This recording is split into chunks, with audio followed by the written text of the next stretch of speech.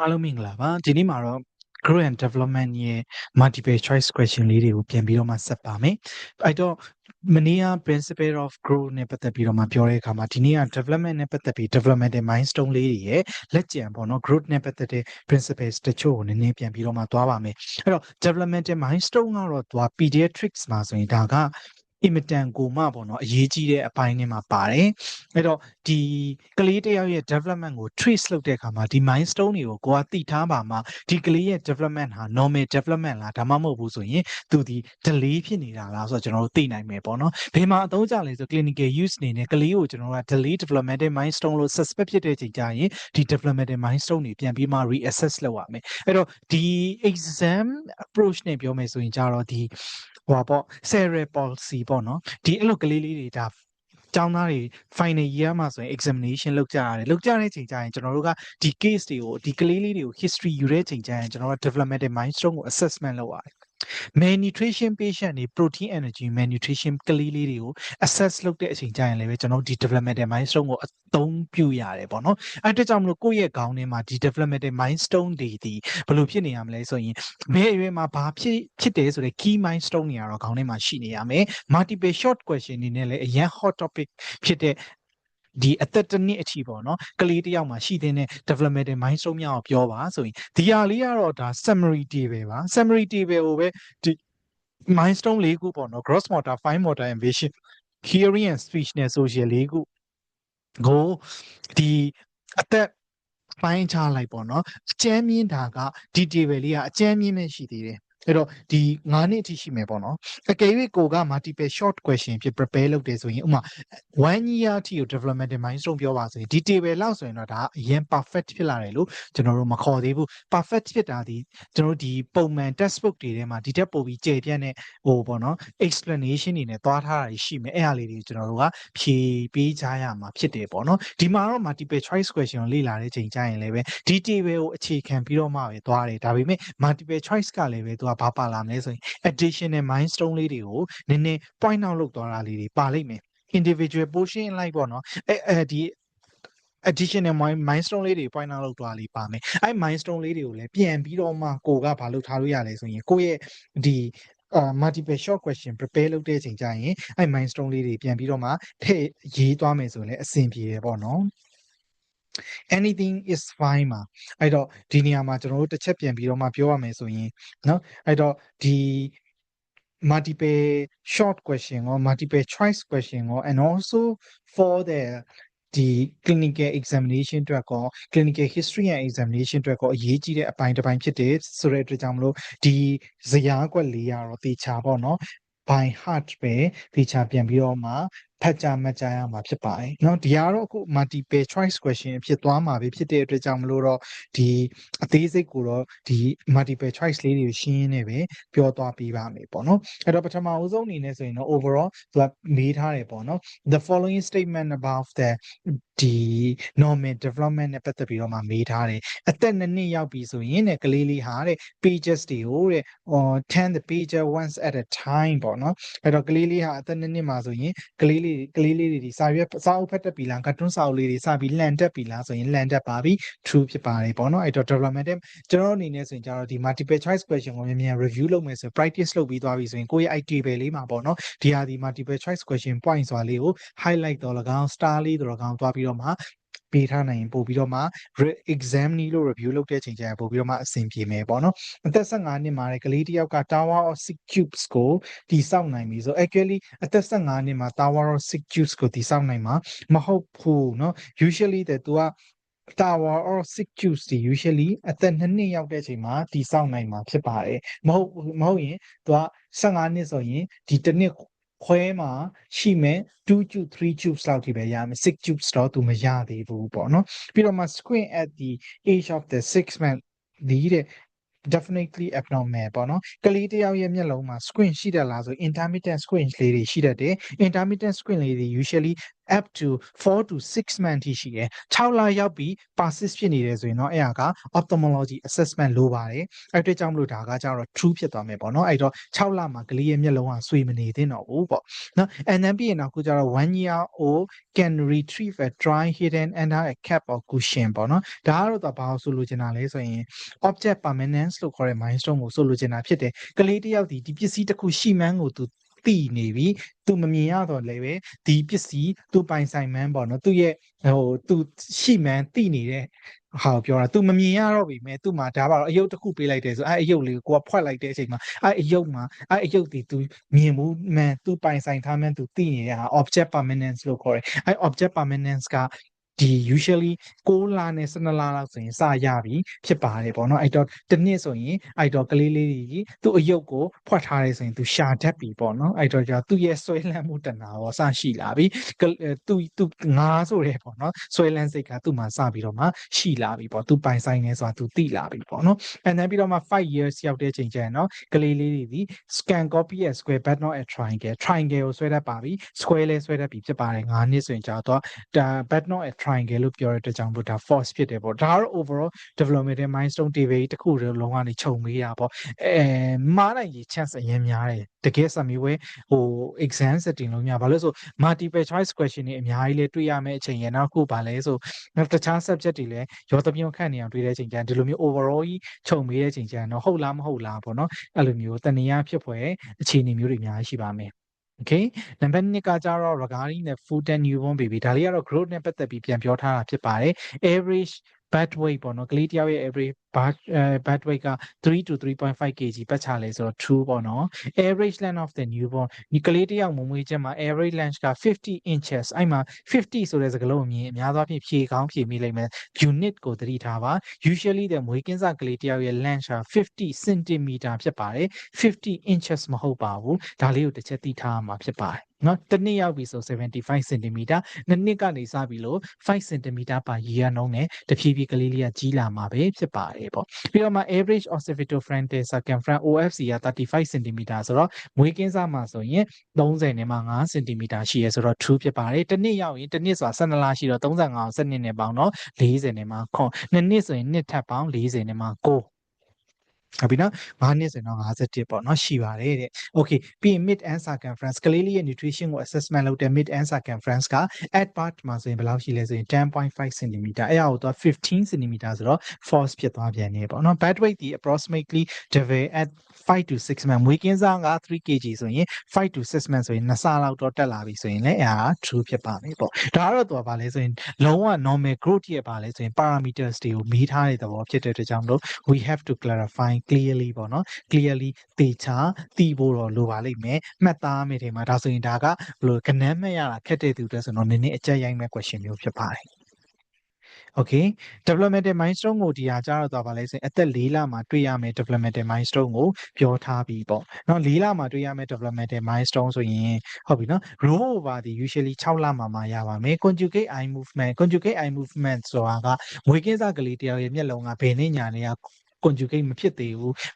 subject တစ်ခုကိုကြည့်တဲ့အခါမှာမျက်လုံးနှစ်ခုကလုံးဝညီညာရွေ့ရှားမှုမရှိသေးဘူးပေါ့နော်မွေးကင်းစကလေးတယောက်မှာ3လ4လလောက်ရောက်ပြီဆိုရင်သူကမျက်လုံးနှစ်စုံကမျက်လုံးတစ်စုံပေါ့နော်မျက်လုံးနှလုံးလုံးတစ်စုံလုံးဟာဘာဖြစ်လဲဆိုရင် object ရှိရာဘက်ကို movement ကညီလာပြီ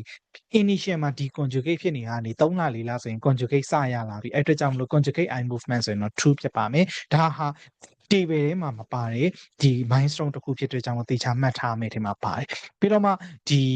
reach out to an object and grabs the objects ကကြတော့ usually 6လကြာမှရမှာဖြစ်ပါတယ်4လမှာဆိုရင်မရသေးပါဘူး false ပါ can sit with support ကလည်းပဲ6လမှာလူငုတ်တုတ်သွားငုတ်တုတ်ပြီး6လမှာဟုတ်ပြီတော့ကလေးလေးကငုတ်တုတ်စထိုင်နိုင်မယ်အနောက်က support ပိုင်း6လမှာဖြစ်ပါတယ်အဲ့တော့အဲ့ချိန်မှာသွားငုတ်တုတ်လေးလဲ incisor လေးလဲစပေါက်လာမယ်6လပဲဖြစ်ပါတယ်အဲ့တော့ has the two incisor teeth တွေလဲ6လမှာပဲဖြစ်ပါတယ်အဲ့တော့ false ဖြစ်ပါတယ်Okay ဒါ4လနဲ့ပတ်သက်ပြီးပြောတယ်နောက်တစ်ခုကျတော့6လပေါ့နော်6လမှာကလေးတစ်ယောက်ဆိုရင်ဘာဖြစ်နိုင်လဲဆိုတော့ roll over ပေါ့နော် roll over စလုပ်နိုင်ပြီလားဆိုရင်လုပ်နိုင်ပြီ and then ပြီးရင် small object ကို palmar grips နဲ့ကင်နိုင်ပြီလက်နဲ့တော့တေချာ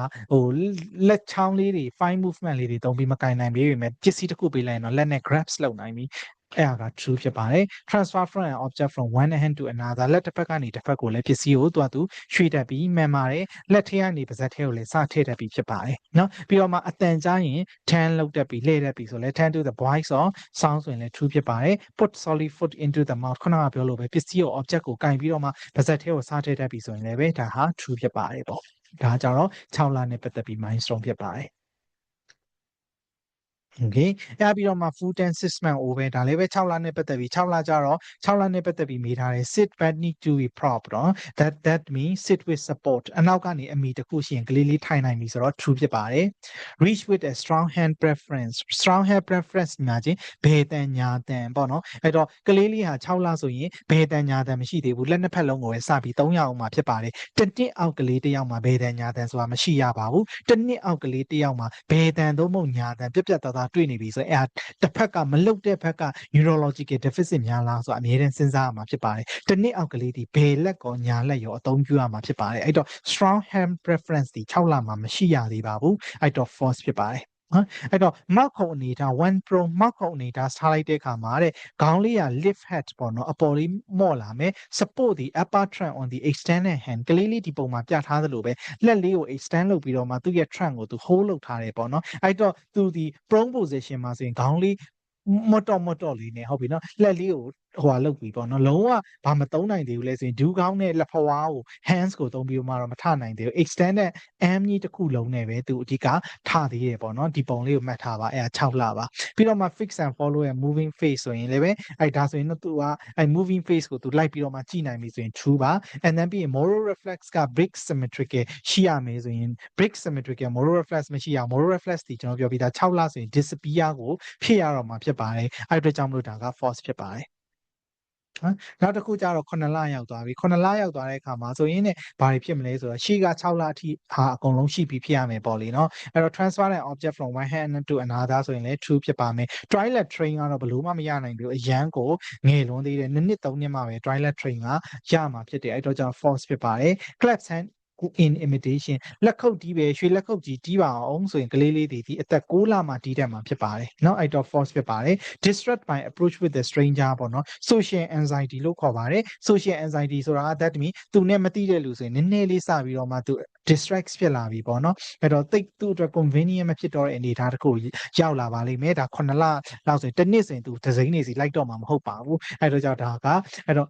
ဒီဟိုပါပေါ့နော် usually social anxiety ကဒီ9လမှာဆိုရင်တော့9လမှာဆိုရင်ကြတော့ဒီစပြီးတော့မှ distress ရလားဆိုရင်စတော့ရလာပြီဒါပေမဲ့ဟိုဘယ်လိုပြောမှာ fully distress မဖြစ်သေးဘူး developmental mind ဆိုရင်အစပဲပေါ့နော်အဲ့တော့ဆိုတော့အမြဲတမ်းကြီးမှန်မယ်လို့ကိုကျွန်တော်တို့ကဆိုလို့မရအောင်အဲ့တော့ကြာ7 month အိုးဆိုတချို့တွေမှာတော့အားလေးရှိကောင်းရှိနိုင်တယ်ဒါပေမဲ့ universal ကတော့သူကတစ်နှစ်6လတစ်နှစ်ပေါ့နော်6လနဲ့တစ်နှစ်မှာမှသူကဒီ social anxiety fully established ဖြစ်တယ်အဲ့ဒါကြောင့်လို့ဒါကို force ပေးရပေါ့နော် be able to sit up with some support ပေါ့နော်အဲ့ဒါကြာ some support နဲ့ဆိုရင်တော့သူsit up စလုပ်နိုင်ပြီဆိုရင်တော့ true ပေါ့နော် support ပါမှာပဲ true ဖြစ်ပါလိမ့်မယ်နော်ပြီးတော့မှ which case is expected at 7 month 9လမှာတော့ရှိရမယ်ဒါပေမဲ့9လမှာမရှိမဲ့ဟာပေါ့အဲ့တော့ပြောချင်တာက9လမှာမရှိမဲ့ဟာဆိုတော့6လအောက်မှာမရှိမဲ့ဟာတွေနဲ့6လမှာစဖြစ်မဲ့ဟာပဲရွေးရမှာပေါ့လေနော်အဲ့တော့ cross လုပ်နိုင်ပြီလားပေါ့နော်အဲ့တော့ cross လုပ်နိုင်ပြီလားဆိုကလေးတယောက်ရဲ့ cross လုပ်နိုင်တာမရသေးဘူး9လလည်းမရအောင်9လမှာလည်းမရသေးဘူး6လမှသူစပြီးလုပ်နိုင်မယ်အဲ့တော့ false ပါ smile social smile ဟာလေ social smile ကကြတော့သူက9လမှာ9လမှာရှိရယ်ဘာလို့လဲဆိုပထမ4လမတိုင် just 6 to 8 week လောက်ကြတဲ့သူကကလေးကမြူရင်ပြုံးတက်လာပြီ9လကလေးမှာ9လကလေးမှာရှိတဲ့ကြောင့်မလို့ဒါ false ဖြစ်မယ်သူက9လမှာပဲရှိရမှာ9လမှာမရှိရဘူးဆိုပြီးသူမေးထားတဲ့ကြောင့် control bladder and bowel ကလည်း2နှစ်3နှစ်မှဖြစ်မှာဆိုတော့နှစ်ခုလုံးမှာမရှိတဲ့ကြောင့်မလို့ false ဖြစ်မယ် sit and supported ပေါ့နော်အဲ့တော့9လကလေးဆိုရင်မထိုင်နိုင်သေးဘူး9လကလေးဆိုရင်တော့ဖြစ်နေထိုင်နိုင်ပြီဆိုတော့အမှန်တော့6လရရင်သူကစထိုင်နိုင်ပြီတဲ့ကြောင့်လို့9လဆိုရင်မထိုင်နိုင်သေးဘူး9လဆိုရင်ထိုင်နိုင်ပြီဆိုတော့ true ဖြစ်သွားမယ် raise head wine prone ပေါ့နော်အဲ့တော့ prone position မှာဆိုရင်ခေါင်းလေးမော့တော့ထားပြီးထားမယ်ဆိုအဲ့ဒါကခုနကပြောလို့ပဲပထမ4လအတွင်းမှာနေသူကအဲ့ prone position မှာဆိုရင်ခေါင်းလေးမော့ပြီးတော့မှ extend နဲ့ trunk ကိုသူဘာလုပ်ထားမှလဲဆိုရင် support လုပ်ထားမှဒီ9လမှာရော9လမှာရောတွေ့ရမယ်ကြောင့်မလို့ false ဖြစ်ပါတယ်ဒီမေးခွန်းကလည်းအင်မတန်မှသွားပါလဲဆိုရင် developmental milestone ကိုဒီ memorize လုပ်ထားအောင်များမကကွာပါလဲဆိုပြန်ပြီးတော့မှ second level အနေနဲ့ပြန်စဉ်းစားတတ်ရတယ်ပေါ့နော်9လကို9လမှာရောရှိမဲ့ဟာလား9လကို9လမှာရောမရှိမဲ့ဟာလားအဲ့ဒါဆိုရင်အကုန် force ပေးရမယ်သူက9လမှာပဲရှိပြီး9လမှာမရှိမဲ့ဟာကိုရွေးရတာမလို့နော်ပြီးတော့မှနောက်တစ်ခုကလည်းပဲကောင်းတယ် developmental milestone in the 9 months เนาะအဲ့တော့ကလေးတစ်ယောက်ရဲ့6လဆိုရင်ကြတော့ walk holding furniture ဆိုရင်ဟုတ်ပြီနော်အဲ့တော့ကြတော့ furniture ကို hold လုပ်ပြီးတော့မှလမ်းလျှောက်နိုင်ပြီလားဆိုရင်မလျှောက်နိုင်သေးဘူးတစ်နှစ်ကြာမှသူစလျှောက်လိုက်မယ်နော်အဲ့တော့ပပမမဆိုရင်တော့ true ပါပပမမစခေါ်နိုင်ပြီ bye bye လောက်တက်ပြီလားဆိုလောက်တက်ပြီအဲ့တော့သူ့နာမည်အတန်နေမဟုတ်တော့သူ့နာမည်ကျရင် response လောက်တက်ပြီ play peekaboo တူတူရေဝါဆိုရင်သူကစားတတ်ပြီပေါ့နော်ဒါလေးတွေက true ဖြစ်ပါလိမ့်မယ်ဒါတွေကလည်းကောင်းနေဒီမေးခွန်းကလည်း inability to do which of the following will be a concern in the 9 month OPV ပေါ့ကလေးတစ်ယောက်တဲ့အသက်6နှစ်6လအရွယ်ကလေးတစ်ယောက်မှာဘာမလုပ်နိုင်ဘူးဆိုရင်စိုးရိမ်စရာရှိလဲဆိုအမြဲမှတ်ထား6လအရွယ်ကလေးတစ်ယောက်မှာ6လတိတိမှာတွေ့ရမယ် development တိုင်း milestone မတွေ့ရဘူးဆိုရင်တော့ဘာမှတော့ပြဿနာမရှိသေးဘူးဒါပေမဲ့တဆင့်အောင်မတွေ့ရဘူးဆိုရင်တော့ဖြစ်နိုင်တယ် for example ပြောမယ်ဆို6လအရွယ်ကလေးမှာ6လမှာရပြီးဖြစ်ရမယ် developmental milestone မရှိဘူးဆိုရင်တော့ကျွန်တော်တို့က concern ဖြစ်တယ်ဒီဟာကိုပဲတစ်ဖက်လေးပြန်ပြောရမယ်ဆိုရင်ဒါဒီပါလဲဆိုရင်6လအရွယ်မှာဘယ်ဟာမရှိရင် concern ဖြစ်လဲဆိုရင်အဲ့တော့3လ4လအရွယ်မှာဖြစ်တဲ့ developmental milestone နဲ့6လမှာဖြစ်ခဲ့ရမယ့် developmental milestone မရှိရင် concern ဖြစ်ရမယ် multiple choice ကအဲ့လိုရွေးရမှာဖြစ်ပါတယ်6လတိတိမှာပေါ်လာမယ့် developmental milestone တော့ထည့်မရွေးဘူးပေါ့နော်အဲ့တော့ sit and aided ဆိုရင်အဲ့တော့အကူအညီမပါပဲအဲ့တော့ဒီစပြီးတော့မှထိုင်နိုင်ရမလားပေါ့နော် independently ဒီဟုတ်ပြီနော်အဲ့တော့じゃစထိုင်နိုင်ရတော့မလားဆိုရင် yes စထိုင်နိုင်ရတော့မယ်နည်းနည်း concern စဖြစ်လာပြီဘာလို့လဲဆိုရင် तू က6လဆိုရင်ကိုကောင်းကောင်းစထိုင်နိုင်ပြီဖြစ်တဲ့အတွက်ကြောင့်မလို့ use what with the meaning အဓိပ္ပာယ်ရှိတဲ့စကားလုံးတွေတော့ तू မပြောတတ်သေးဘူးပမမ6လမှာ तू စပြောနိုင်ပါလေအဲ့တော့မပြောတတ်သေးဘူး false ဖြစ်ပါမယ် use pincer grip ပေါ့နော် pincer grip ကလည်းပဲ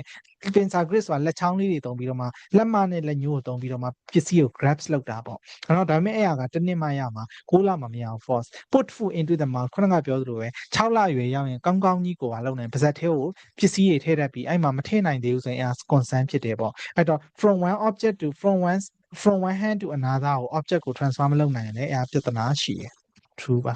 နော် okay and then ပြီးတော့မှ developmental milestone နဲ့ပတ်သက်ပြီးတော့မှပြောတယ် developmental milestone in the 10 months ပေါ့နော်10 months ဆိုရင် hand preference က establish ဖြစ်တယ်ဆိုရင်ဒါ false ပြောပြီးသားဘယ်တန်းညာတန်းဒီတစ်နှစ်အောက်ကလေးမှာမဖြစ်သေးဘူးပြီးတော့မှ cross symmetrically by dragging external legs using forearm ပေါ့နော်အဲ့တော့6လအရွယ်ကလေးဆိုရင် तू က cross လုပ်ပြီးဒါပေမဲ့အဲ့ cross လုပ်တာက तू ဘာသုံးပြီးလုပ်မှာလဲဆိုရင်ဒီပုံမှာပြထားသလိုမျိုးခုနကဒီ early stage မှာတွေ့ခဲ့သလို4လလောက်မှာတွေ့ခဲ့သလိုမျိုးလေ extended hand နဲ့ extended arms နဲ့ legs နဲ့သွားမှာမဟုတ်တော့ဘဲနဲ့ဒူးကောင်းကိုထောက်မယ် and then ပြီးရင်လက်ဖွားကိုထောက်ပြီးတော့မှကလေးလေးကဘာလုပ်လဲ cross လုပ်တော့မှာဖြစ်ပါတယ်ဟုတ်ပြီနော်တရွတ်တိုက်ဆွဲပြီးလုပ်မှာမဟုတ်အဲ့တော့ false ပါ parachute ကပြောပြီးသားဒါရှိတနည်း multiple choice မှာပါပြီးသား forward parachute ဒီ6လမှာစရတယ်ဆိုတော့ true ပေါ့နော်ပြီးရင် respond to the noise but not localize the source ဆိုအဲ့ဒါဆိုရင် false ပါဘာလို့လဲဆိုရင် तू ကကလေးလေးဟာဘေတုစီကအတန်ကြားလဲဆိုတာ6လမှာနေ तू သိပြီနော် and then ပြီးတော့မှ is mobile by shuffling along on button in a sitting position ဖင်တရွတ်တိုက်ဆွဲတတ်ပြီလို့ပြောတာဖင်တရွတ်တိုက်ဆွဲတတ်ပြီဆိုတာ10လမှာဆိုရင် yes သွားတတ်ပြီလားဆိုရင်ဖင်တရွတ်တိုက်သွားလားဆိုရင် yes သွားနိုင်ပြီဖြစ်ပါတယ်အဲ့တော့အဲ့တော့ button shuffling လို့ခေါ်ပါတယ်အဲ့ဟာဒီ10လမှာရပါတယ်ပေါ့အဲ့တော့နည်းနည်းလေးသူကဘာဖြစ်လဲဆို developmental milestone တွေနဲ့ပတ်သက်လာရင်က theoretical facts တွေပြောရတယ်ပြောပြီးတော့မှအဲ့ဒီ theoretical facts တွေကိုအခြေပြုပြီးတော့မှပဲကိုကစဉ်းစားသုံးသပ်ပြီးပြန်ဖြေရတဲ့မေးခွန်းများဖြစ်ပါတယ်အဲ့အတွက်ကြောင့်မလို့သူကခုနက developmental milestone တွေပဲကတော့ဒါကိုဘယ်လိုပြောမှလဲတော်တော်ကိုပိုင်နေနိုင်ကြက်ထားရမယ် additional points တွေလိုက်လဲအဲ့ထဲကိုသွားထည့်ထားတဲ့နဲ့အဲ့တော့အဲ့ထဲမှာဘယ်ဟာ multiple choice point လဲဆိုတာကို star လုပ်ထားတဲ့ပါတယ်ဒါကတော့ developmental milestone အပိုင်း1ကိုကျွန်တော်ဒီတစ်နှစ်အောင်နဲ့ဖြတ်လိုက်မယ်ဖြစ်ပါတယ်ဒီအပိုင်းမှာလေနောက်တစ်ပိုင်းမှာကျတော့တစ်နှစ်နဲ့တစ်နှစ်အထက်မှာရှိတဲ့ milestone တွေကိုဘယ်လိုမေးထားတဲ့ပေါ့နော်ဘယ်လိုလေ့လာကြမလဲဆိုတာလေးကိုဆက်ပြောပြီးတော့မှ grow and development session ကိုညီကုန်းချုပ်ပေးပါမယ်အားလုံးကိုကျေးဇူးတင်ပါတယ်